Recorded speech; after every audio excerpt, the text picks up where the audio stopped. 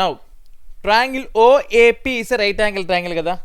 OAP right angle triangle, ఇది 90 degrees అమ్మా. O A P is right angle triangle. Given O A P is a right triangle. O A P వచ్చి మనకి right triangle. Right angle triangle అంటే ఏం గుర్తురావాలి మనకి? పైథాగరస్ థియరం అంటే opposite square plus adjacent square should be equal to hypotenuse square. అంటే O A square plus AP square, O A square plus AP square is equal to OP square. O A square plus AP square is equal to OP square. ఎందుకు? ఇక్కడ triangle రివర్స్లో ఉంది. ఇది కాదు hypotenuse, AP కాదు hypotenuse. Hypotenuse ఎప్పుడు ఏంటంటే రైట్ యాంగిల్కి ఎదురుగా ఉండేది హైపోటెనస్. కాబట్టి OA square plus AP square is equal to OP square. OA ఎంత మనకి 5 స్క్వేర్ ప్లస్ ఏపీ తెలియదు మనకి. So AP square is equal to OP ఎంత మనకి 13 square. So 25 plus AP square is equal to 169.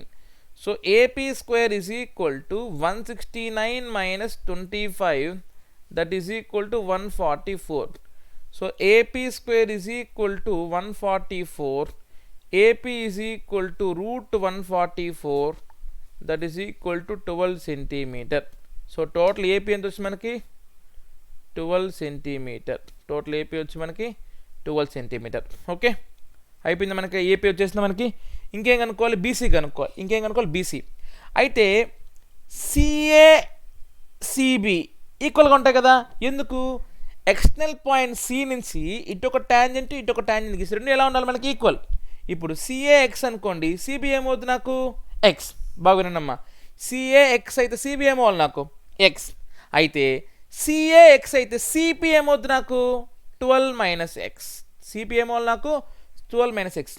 So let C A is equal to X, therefore C P ఏమవ్వాలి నాకు?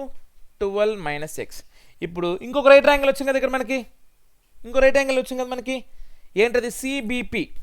So from triangle CBP BC square plus BP square is equal to CP square, is equal to CP square. అంతే కదమ్మా. CA X కాబట్టి CB ఏమవుతుంది నాకు? X. ఇది X, ఇది 8, ఇది 12 minus X. Opposite adjacent hypotenuse, opposite adjacent hypotenuse. So there four X square plus 8 square is equal to 12 minus X whole square. So X square plus 64 is equal to A minus B whole square, A square plus B square minus 2ab. So X square both sides same symbol కాబట్టి cancel. So ఈ minus 24 ఒకసారి అవతల పోతే ఏమవుతుంది నాకు? 24x is equal to 144 minus 64 ఎంత మనకి? 144లో 4 పోతే 140, 60 పోతే 80. So 24x is equal to 80. So x is equal to 80/24. So x is equal to 80/24. So approximate value ఎంత వస్తుంది మనకి? 4 20s are 4 6s are. Okay, 2 10s are 2 3s are. అంతే కదా. మా 8 10s are 8 3s are అమ్మా.